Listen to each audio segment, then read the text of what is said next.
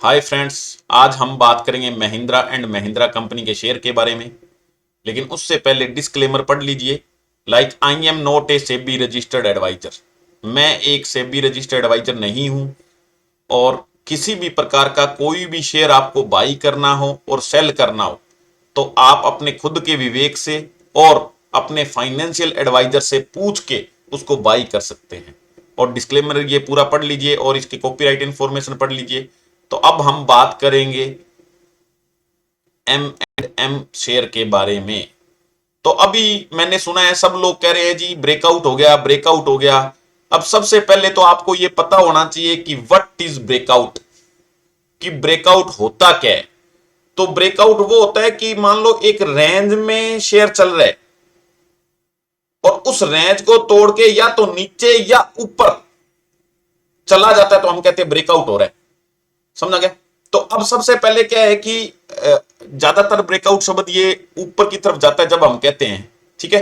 तो अब इसके अंदर सबसे पहले ये देखना है कि ब्रेकआउट, अब हम कह रहे थे ब्रेकआउट हुआ है तो वो मंथली पीरियड पर हुआ है, डेली पीरियड पर हुआ है या वीकली पीरियड पर हुआ है, या 1 घंटे की कैंडल पर हुआ है या 4 घंटे की कैंडल पर हुआ है। ये बहुत इंपॉर्टेंट चीज है जो एक आम बंदे को नहीं पता होता, जो बस एक ये मार्केट में सुन के जी ब्रेकआउट हुआ है और वो खरीद लेता है शेयर को। तो सबसे पहले ये जानना जरूरी है कि कौन सी कैंडल पर कौन से टाइम फ्रेम पर ये ब्रेकआउट हुआ है। तो आज हम थोड़ा ज्यादा डिटेल में बात करेंगे, थोड़ा लंबा हो सकता है वीडियो, लेकिन ध्यान से अगर समझोगे तो सारी बात क्लियर होगी, समझ में आएगी। तो अपने ये सबसे पहले ये देख लो, अपने ये जो अभी लिया है ये हमने लिया है डेली टाइम फ्रेम पर। ये जो चार्ट तुम्हारे को सामने दिख रहा है ये डेली टाइम फ्रेम पर चार्ट लिया है। अब देख लो और साथ में अब ये देखो, ये क्या है, ट्रेंड लाइन। ये क्या है, ट्रेंड लाइन। और नीचे भी मैंने बहुत सी ट्रेंड लाइन लगा रखी है, वो बड़ा बाद में आगे देखेंगे। तो ये दो ट्रेंड लाइन है। और जैसे ही मैंने तुम्हारे को पहले कहा था कि ये ट्रेंड लाइन को जब तोड़ता है शेयर का प्राइस, ये देखो ये तोड़ दिया शेयर का प्राइस। तो ये जैसे ही तोड़ता है तो हम इसको कहते हैं जी ब्रेकआउट है। तो ये तोड़ने के बाद कंफर्मेशन देता है, उसके बाद ब्रेकआउट होता है, ठीक है। तो कोई जरूरी नहीं है ब्रेकआउट हो गया तो भी ऊपर ही जाएगा। ये टाइम फ्रेम पर भी डिपेंड करता है, मार्केट पर भी डिपेंड करता है, और बहुत से फैक्टर हैं जिन पर शेयर प्राइस डिपेंड करता है। ब्रेकआउट होने के बाद भी शेयर हाथों हाथ भी नीचे चला जाता है, ये कोई जरूरी नहीं है कि वो ऊपर ही जाएगा, ठीक है। लेकिन हाँ ये पक्का हो जाता है कि वो ऊपर का प्राइस तोड़ के बहुत ऊपर जाने की क्षमता रख रहा है और प्रयास कर रहा है ऊपर जाने का, ये कह सकते हो। समझा गया। तो यही बात। तो पहले ये देखो, पहले यहां ब्रेकआउट दिया, किसी ने अगर ले लिया हो इस रेट पर तो फिर नीचे आ गया। अब उसको 2-3 दिन 4 दिन की शांति नहीं है, उसने बेच दिया होगा, घाटा हो गया उसको। उसके बाद उसने बेचा तो वो ऊपर आ गया, वो कहता है जी मेरी किस्मत ही खराब है, ठीक है। उसके बाद फिर किसी ने बता दिया भाई अब ब्रेकआउट हुआ, अब ले लिया, अब घाटा नहीं होगा, तो इसने इस ब्रेकआउट पर ले लिया और फिर वो क्या है, नीचे आ गया। उसके बाद फिर घाटा हो गया, फिर वो कहता जी अब फिर ब्रेकआउट होने वाला है, वो कहता जी छोड़ो कोई ब्रेकआउट नहीं है जी, मैं नहीं लूंगा शेयर, ठीक है। तो सबसे पहले ब्रेकआउट का कंफर्मेशन लेना पड़ता है कि ब्रेकआउट कंफर्म हो गया कि नहीं हुआ। और अभी ये ब्रेकआउट हुआ ही नहीं, ये तो ब्रेकआउट हुआ ही नहीं है, पता लग रहा है ना आपको, नहीं हुआ ब्रेकआउट। क्योंकि ये कैंडल जो दिख रही है, ये कैंडल, ये जो पीछे वाली कैंडल है, ये इसको तोड़ेगी लाइन को। ये ट्रेंड लाइन मैंने खींच के आपको बताई थी कैसे खींचती होती है, ट्रेंड लाइन बनाई हुई है मेरी। ये ट्रेंड लाइन को पहले पार करेगी, पार करके बंद होगी ऊपर, और फिर अगले दिन फिर उसकी कैंडल उससे ऊपर बंद होगी। ये कंफर्मेशन होता है। जब ये कंफर्मेशन हो गया जो यहां कहीं भी नहीं हुआ था, समझा गया, यहां थोड़ा हल्का सा हुआ था और वो भी ये फिर सपोर्ट नहीं करी थी, दूसरा तीसरा कंफर्मेशन सपोर्ट नहीं कर रहा था, तो ये नीचे आ गया प्राइस। लेकिन क्योंकि पहले इसने दम लगाया हुआ था तो अब ऐसे लग रहा था कि अब भी जोर लगाएगी और ऊपर जाएगी, तो ये 1-2 दिनों बाद में वापस ऊपर आ गया था प्राइस, फिर नीचे गिर गया, फिर आ गया। तो इसलिए, लेकिन अब क्या है कि ये अगर अपने ऐसे प्राइस पर ये ले लेते हैं, यहां पर ऐसे प्राइस पर ले लेते हैं, ऊपर वाले प्राइस पर, तो पहले तो हमारे को ये पता होना चाहिए कि हमारे को कब तक रखना है जी, हमारे को सेल कब करना है, कितना ऊपर आ जाएगा जब सेल करना है, या कितना नीचे आ जाएगा कितना घाटा करवाना है, वो हमारे को पहले पता होना चाहिए। तो ये सबसे पहले जान लो कि अगर हम डे के चार्ट के अंदर, डे की चार्ट के अंदर अपने देख रहे हैं ब्रेकआउट, डे के चार्ट के अकॉर्डिंग, तो अपने को अगर डे का ब्रेकआउट ढंग से जैसे मैंने बताया वैसे हो जाता है, तो आप क्या है उसको लेते हो शेयर को और 2-3-4 दिन में बेच दोगे। और अगर आप वीकली कैंडल को देख के ब्रेकआउट देखते हो फिर आप कई दिन उस शेयर को रख सकते हो, कोई दिक्कत नहीं है। और अगर मंथली टाइम फ्रेम पर देख रहे हो तो उसको काफी दिन रख सकते हो, कोई दिक्कत नहीं है। तो इसलिए इसको रेंज को ये जब बाहर निकलेगा तो ब्रेकआउट होगा, डेली के चार्ट फ्रेम पर अभी कोई ब्रेकआउट नहीं है, ठीक है। अब ये जो आरएसआई है, ये देखो आरएसआई, ये आरएसआई ये शो कर रहा है ब्रेकआउट, ये भी शो कर रहा है, क्योंकि ये ऊपर चला जाएगा तो ढंग से ये भी बंद ऊपर हो जाएगा। तो ये ब्लू वाली लाइन ऊपर आ गई ना, ये ऑरेंज वाली को काट के, तो इसका मतलब क्या है, ये भी ब्रेकआउट शो कर रहा है, लेकिन ये ऊपर जाके बंद होगी और करेगी, फिर इसका ब्रेकआउट का दोनों कंफर्मेशन देखेंगे, फिर हम कहेंगे ब्रेकआउट हुआ है। तो ये तो है डेली की बात। अब हम थोड़ा सा क्या है कि पीछे की तरफ आ जाते हैं। पीछे की तरफ जब हम आएंगे ना, तो ये देख लो, यहां पीछे की तरफ जब आएंगे, ये देखो यहां ये ब्रेकआउट यहां हुआ था, ये देख लो, ये होता है ब्रेकआउट। असली ब्रेकआउट ये है, यहां पूरे वॉल्यूम से और पूरी लंबी कैंडल बंद हुई थी, ऊपर हुई था ना बंद। तो उस ये लगभग, एक मिनट में बता रहा हूं, ये लगभग बात है अपने 1320 पर, 1320 पर 31 मई में, 31 मई 2023 को 1320 पर इसका ब्रेकआउट हुआ था, और उसके बाद वो अभी तक उस प्राइस पर नीचे नहीं आया। ये देख लो, इस प्राइस से ऊपर ऊपर चल रहा है इसका प्राइस। क्यों? क्योंकि ये तकड़ा ब्रेकआउट था, डे का था, लेकिन ये ब्रेकआउट बहुत तकड़ा था। ये देखो कितनी लंबी कैंडल ने इसके तोड़ा था, और यहां पर इसका ये भी ब्रेकआउट हुआ था, आरएसआई भी यहां ब्रेकआउट हुआ था, और देखो कितना ऊंचा गया है, ये अभी तक ऊपर ही चल रहा है। ठीक है, बीच में नीचे ऊपर शेयर है, ये नीचे भी आएगा, नीचे भी आएगा, नीचे भी आएगा, ऊपर भी जाएगा, सब काम हो रहे हैं। ऊपर भी जा रहा है, बीच में नीचे भी आ रहा है, ये सारे काम होंगे। लेकिन ये इसका स्टॉप लॉस लगाते हैं ना, अपने कहते हैं ना पिछले लो पर ये स्टॉप लॉस लगाओ, तो पिछले लो पर जब स्टॉप लॉस लगाया जिस पर लिया था, तो उस रेट पर अभी तक नहीं आया, यानी स्टॉप लॉस हिट नहीं होता, टारगेट आपका बढ़ता जा रहा है। तो यही फंडामेंटल है इसका।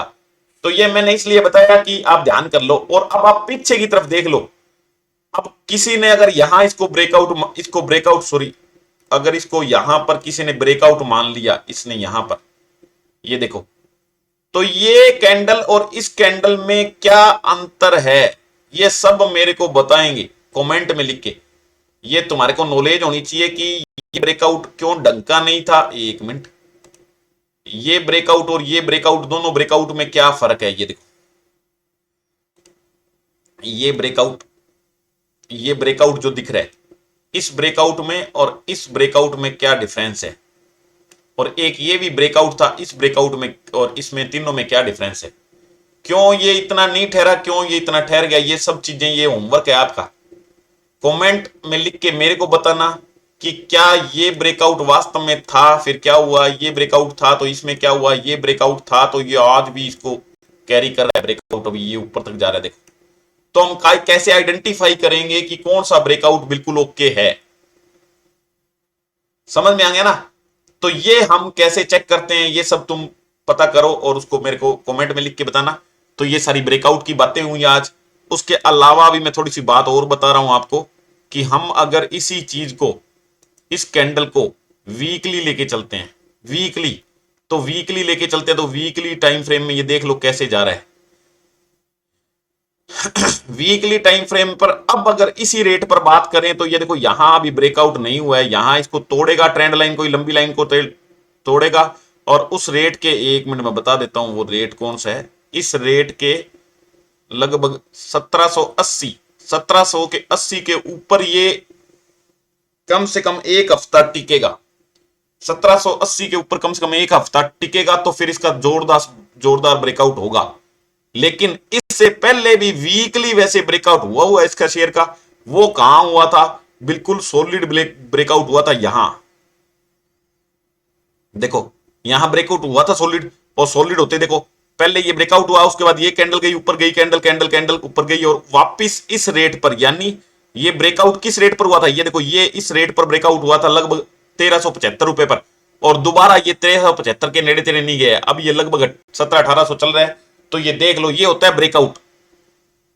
अब तुम कहोगे जी ब्रेकआउट तो यहां भी होने के लिए तैयार था, तुम्हारे हिसाब से हो गया था, जैसे अब लोग शोर मचा रहे हैं। ये देखो, यहां भी ब्रेकआउट हुआ था, यहां भी ब्रेकआउट हुआ था, लेकिन ये टिका क्यों नहीं, ये फिर वही क्वेश्चन अराइज होता है, ये देख लेना आप, ठीक है ना। तो ये होता है ब्रेकआउट। कैसे ब्रेकआउट को आइडेंटिफाई करते हैं, अगर गलत ब्रेकआउट को आइडेंटिफाई करो तो सबसे ज्यादा फंस जाओगे आप, क्योंकि ब्रेकआउट को मतलब ऊपर गया, हाई पॉइंट पर है, और वहां से नीचे जाएगा तो पूरा नीचे जाएगा। अब ये यहां जिसने ले लिया, देखो कितना नीचे गया, यहां जिसने ले लिया तो ये शेयर का प्राइस कितना गया नीचे। लेकिन अगर किसी ने यहां लिया तो देख लो कितना गया ऊपर। तो जितना ऊंचा जाते हैं हम उतना ही जोर से गिरते भी तो है ना, उड़ते हैं ऊपर भी जाएंगे तो पता है, लेकिन जब नीचे गिरेंगे तो भी तो उतना ऊंचाई से गिरेंगे ना। अगर नीचे किसी चोटी पर है तो नो प्रॉब्लम, इतनी ज्यादा दिक्कत नहीं आएगी, ऊंचा कम जा सकेंगे लेकिन नीचा भी कम जाना पड़ेगा, वो नहीं देखते अपने। तो दोनों साइडें पॉजिटिव नेगेटिव देखनी पड़ती है, अकल से काम करना पड़ता है, अदरवाइज शेयर बाजार से नफरत हो जाएगी फिर आपको। अगर शेयर बाजार में ढंग से काम नहीं करोगे तो शेयर बाजार से नफरत हो जाएगी। ये है सारा सिस्टम, मैंने आपको बता दिया। अगर इसको मंथली चार्ट पर देखेंगे अपने इसी को, तो यहां से मंथली चार्ट भी हम इसका देख सकते हैं। मंथली चार्ट देखें तो मंथ के अकॉर्डिंग ये देखो यहां कब ब्रेकआउट हुआ था इसका, देख लो यहां पर इसका ब्रेकआउट क्या हुआ था इसका। वैसे तो ब्रेकआउट यहां हो गया था, समझेंगे ना, ये जो रेजिस्टेंस की लाइन है इसको पार किया था, ब्रेकआउट हुआ था, लेकिन फिर यहां ऊपर गया, उसके बाद यहां फिर ये देखो ये ट्रेंड लाइन है, फिर बचा लिया इसको, आखिर में ऊपर जा रहा है ये। तो ये सही ब्रेकआउट का लेवल अगर किसी ने आइडेंटिफाई कर लिया था यहां, तो ये ब्रेकआउट का लेवल क्या था ये देख लो यहां, लगभग 1000 रुपए। 1000 रुपए के बाद ये देख लो कहां पहुंच गया है सीधा ये ब्रेकआउट। ये असली ब्रेकआउट था मंथली कैंडल पर, लेकिन उसके लिए अगर उसको आइडेंटिफाई करना है और उसको पचाना है आपको, उसका पूरा फायदा लेना है, तो मंथ के अकॉर्डिंग अगर 1000 पर आपने इसके प्राइस पर ले लिया तो उसको कम से कम 12 महीने रुक जाओ। तो देख लो 2 2 4 2 6 2 8 10 12 14, ये देखो कैसे ऊपर गए लगातार, बढ़िया, लगभग पैसे डबल होने वाले हैं आपके। तो इस हिसाब से आपको क्या है ब्रेकआउट देखना है। अब मान लो आपने यहां यही मंथली के अकॉर्डिंग यहां ब्रेकआउट देख लिया, ये भी ब्रेकआउट दिख रहा है किसी को, लेकिन ये नहीं सोचा कि ये जो लाइन है अपनी, ये लाइन जो है रेजिस्टेंस की लाइन, इसको पार ही नहीं किया, अभी कहां पार किया, और ना ही पार करके और उसको बंद भी करना पड़ता है, ना पार किया ना बंद किया, ये टच किया था तो लोगों ने शोर मचा दिया ब्रेकआउट होगा ब्रेकआउट हो गया। और जो बंदा यहां फंस गया उसको फिर देख कितने महीने उसको दिक्कत रही है। उसको दिक्कत क्या रही है, उसने बेच दिया, इतने महीने कौन वेट करता है यहां, वो बैठा रहेगा यहां। तो कभी भी ब्रेकआउट पर भरोसा करके इतने ऊंचे दामों पर इतने हाई प्राइस पर नहीं लेना चाहिए, क्योंकि शेयर की मार्केट में कमी नहीं है, वही शेयर लेना जरूरी नहीं है जिसका ब्रेकआउट हो रहा है, ठीक है। तो अब इधर उधर से सुन के ब्रेकआउट शेयर ढूंढ लेते हो आप, कहते हो ब्रेकआउट कौन सा है ये चक लो, क्योंकि 2 4 शेयर आपको कोई ऐसे मिल जाते हैं जो बहुत ब्रेकआउट होता है और वो बहुत ऊपर चले जाते हैं। तो आपने बस यही सुना होता है कि ब्रेकआउट अगर हो गया तो वो बहुत हाई जाएगा, कब जाएगा, क्यों जाएगा, किस टाइम फ्रेम पर जाएगा, कब टारगेट बुक करना है, कब क्या करना है, वो अपने को नहीं पता होता, सीधा हम धूड़ में लठ मारते हैं, समझ में आएंगे ना। तो जब हम ऐसे करते हैं तो फिर भाई परिणाम ऐसा ही होता है मार्केट का। इसलिए सोच समझ के देख के लीजिए। अगर फिर भी कोई प्रॉब्लम आ रही है, आपने कोई शेयर ले रखा है और उसका पता नहीं है कि उसको घाटे में बेचें या इसमें अपने को फायदा हो जाएगा महीने 2 महीने 4 महीने 6 महीने में, तो उसके बारे में आप मेरे से पूछ सकते हैं, कमेंट में लिख के पूछिए। और आज आपको नया सीखने को क्या मिला वो मेरे को बताइए। और कोई भी प्रॉब्लम आती है तो पूछने में ना शर्माइए, ना घबराइए, और कमेंट बॉक्स में लिख दीजिए आपका क्वेश्चन, मैं आपका जल्दी से जल्दी आंसर दूंगा। तो ये ब्रेकआउट के बारे में आपको पता लग गया यहाँ, तो ये मंथली चार्ट पर पता लग गया, वीकली चार्ट पर पता लग गया, सारा पता लग गया ना। तो ये उसके अलावा अगर आपको इसको थोड़ा जज करना है कि शेयर कैसा है महिंद्रा एंड महिंद्रा, तो यहां आ जाओ, screener.in पर आ जाओ और यहां आप आके इसका फाइनेंशियल चेक कर सकते हो, ढंग से सब कुछ चेक कर सकते हो। तो ये देख लो मार्केट कैप, करंट प्राइस और ये सब यहां है। और ये जो स्टॉक का पी है बहुत कम है, और जब पी बहुत कम होता है, लगभग 30 से कम होता है, तो इसका मतलब वो आपको बढ़िया प्राइस में मिल रहा है। बढ़िया प्राइस का मतलब ये नहीं है कि अब 1729 पर लेके छोड़ दो, ये बढ़िया प्राइस है। लेकिन ये पी के अकॉर्डिंग ये बात की जाती है कि पी जिसका 30 से कम है और वो शेयर अच्छा चल रहा है, तो उसका प्राइस बहुत कम रेंज में मिल रहा है, ले लो। लेकिन मेरे हिसाब से अभी सही नहीं है, कम से कम 200 रुपए इससे नीचे लो तो इसका थोड़ा बेनिफिट है, अदरवाइज नहीं है। और वो भी कैंडल स्टिक चार्ट पैटर्न सब कुछ देख के फिर लेना है, ऐसे नहीं लेना। और वो भी अपने विवेक का यूज करके और फाइनेंशियल एडवाइजर से अपने पूछ के उसके बाद लेना है। इसकी बुक वैल्यू देखो 488 रुपए, ये इससे बहुत कम है। और ये सारी चीजें अच्छी है, इसकी सारी चीजें अच्छी है इसकी, लेकिन अब जो प्राइस एक्शन है उसके हिसाब से ही थोड़ा सा चल रहा है, तो देख लेना थोड़ा सा, वो मैं कह रहा हूं महंगा भी है। और उसके बाद हम इसके फायदे नुकसान देखेंगे, तो फायदा उसका एक है कि ये 30% का कमीशन देती है कंपनी, डिविडेंड पे आउट देती है। और लेकिन घाटे इसके 3 है कि ये प्रोमोटर होल्डिंग में हमेशा बताता हूँ, प्रोमोटर होल्डिंग ज्यादा से ज्यादा होनी चाहिए, कम से कम है 19%, तो दिक्कत है। और इसका पी है उससे 3-3.5 गुना ज्यादा इसका प्राइस चल रहा है। तो ये बातें इसकी नुकसान की बातें, गलत बातें हैं, ठीक है। उसके बाद अगर हम इसका देखेंगे प्रॉफिट, तो नेट प्रॉफिट हम देखेंगे इसका क्वार्टरली, तो ये इसका नेट प्रॉफिट जा रहा है, देखो कभी बढ़ जाता है कभी घट जाता है, ठीक है। वैसे माइनस में कभी प्रॉफिट है नहीं। तो पहले 2608 था, फिर 2361 हुआ, फिर 3021 हुआ, फिर 2994 हुआ, ऐसे करके फिर 3684 बढ़िया प्रॉफिट था उसका, उसके बाद फिर घट गया अब की बार, ठीक है। तो ये सारा है। उसके बाद नीचे देखेंगे तो ईयरली अगर नेट प्रॉफिट की बात करेंगे ईयरली, तो ये बहुत अच्छा प्रॉफिट है। देखो ईयरली अगर बात करेंगे तो ये देखो पहले कितना था, उसके बाद कम हो गया, उसके बाद माइनस में हो गया, उसके बाद फिर ज्यादा प्लस में हो गया, उसके बाद बहुत ज्यादा प्लस में हो गया, उसके बाद और भी ज्यादा प्लस में हो गया, उसके बाद और भी ज्यादा प्लस में हो गया। यानी ओवरऑल इसकी प्रॉफिट करने की क्षमता बढ़ रही है, इसकी अच्छा प्रॉफिट है। उसके बाद एक मेन फैक्टर जो मेरे को अच्छा लगता है वो मैं बताता होता हूं, सीएजीआर। सीएजीआर बहुत बढ़िया है इसका, यानी 10 साल से किसी ने ले रखा है तो 14% का प्रॉफिट हो रहा है लगातार। अगर किसी ने 5 साल से ले रखा है तो 17% का हो रहा है। किसी ने अगर 3 साल से ले रखा है तो 34% का एवरेज प्रॉफिट हो रहा है उसको ईयरली। और अगर किसी ने 1 ईयर से ले रखा है तो सबसे ज्यादा प्रॉफिट हो रहा है उसको, 38% का प्रॉफिट हो रहा है। तो अच्छा सीएजीआर है स्टॉक का, तो ये बढ़िया शेयर है वैसे, ठीक है।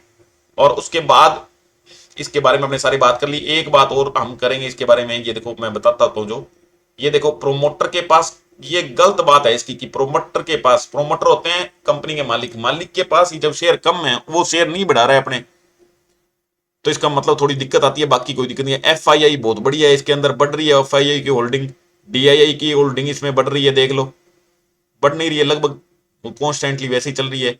गवर्नमेंट का के पास भी इसका शेयर है, पब्लिक के पास इसका शेयर कम है। मैंने हमेशा कह रखा है जिस जिस शेयर को पब्लिक कम लेती है इसका मतलब वो शेयर बढ़िया होता है, क्योंकि पब्लिक हमेशा उल्टी चलती है, मेरे को ऐसे लगता है, तो इसलिए। और अदर के पास इतना स्टैक है इसका, बता दिया मैंने। तो ये सारे पैरामीटर देख के आप कंपनी को जज कर सकते हैं आराम से, तो इसके बारे में पता लग गया होगा आपको। उसके अलावा भी अगर कुछ जानना है तो यहां पर क्लिक करके ये महिंद्रा.com खोल लीजिए। इनके क्या विजन है, फ्यूचर विजन क्या है, क्या इनका टारगेट है, वो सारा यहां से आप पढ़ सकते हो, तो ढंग से इसको पढ़ लीजिए। तो आज हमने बात करी महिंद्रा एंड महिंद्रा कंपनी के शेयर के बारे में, और इसमें कैसे ब्रेकआउट होता है, किस लेवल पर उसको देखना चाहिए, इसके बारे में अपने 10 घंटे का वीडियो भी मैं बना दूं तो भी कम है, इसलिए इसको धीरे धीरे समझने का प्रयास कीजिए। ट्रेंड लाइन क्या होती है, स्पोर्ट रेजिस्टेंस क्या होता है, कैसे हम चार्ट बनाते हैं, कैसे कैंडल देखते हैं, सब इसके बारे में ये बातें हैं। इसको ढंग से समझिए और पूरा का पूरा वीडियो देखा करो बिना एक भी सेकंड छोड़े। अगर बिना स्किप किए पूरा वीडियो देखोगे तो पूरी की पूरी बात समझ में आएगी, अदरवाइज अधूरी बात समझ में आएगी तो आपकी।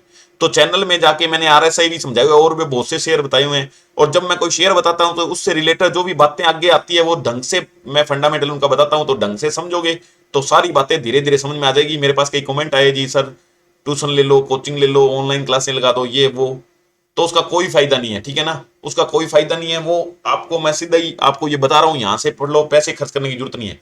इसके अलावा जिसकी इच्छा है कि जी मेरे को तो कुछ नहीं सीखना, मेरे को कुछ नहीं करना, मेरे को तो प्रॉफिट लेना है, तो प्रॉफिट लेना है, तो ये एक मेरा 30% कमीशन प्लान चल रहा है।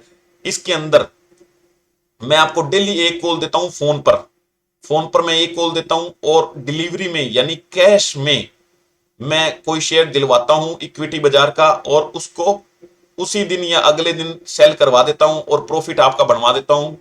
और उसके अंदर जो ब्रोकरेज निकाल के अगले दिन आपके अकाउंट में पैसे आते हैं प्योर प्रॉफिट, उसका 30% मैं लेता हूं। जब तक सामने वाला 30% प्रॉफिट देता रहता है तब तक मैं उसको कॉल देता रहता हूं। तो सिंपल सा प्लान है, बहुत अच्छा प्लान है, क्योंकि प्रॉफिट होने के बाद अगर पैसे देने हैं तो कोई दिक्कत नहीं होती।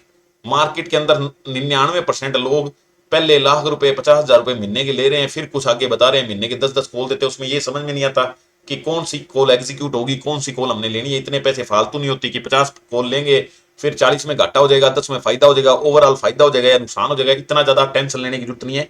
तो ये छोटी सी मैंने प्लान रखा है आपके सामने। अगर किसी को डायरेक्ट प्रॉफिट लेना है तो वो यहाँ, अगर साल के बाद में अगर आपको एक भी रुपए का नुकसान होता है, जो आपने लगाए थे मेरे को बता के, जो पैसे लगाए थे मेरे अकॉर्डिंग, उसमें 1 रुपए का भी नुकसान होता है तो मैं उसका देनदार रहूंगा। तो ये है अपना कमीशन प्लान।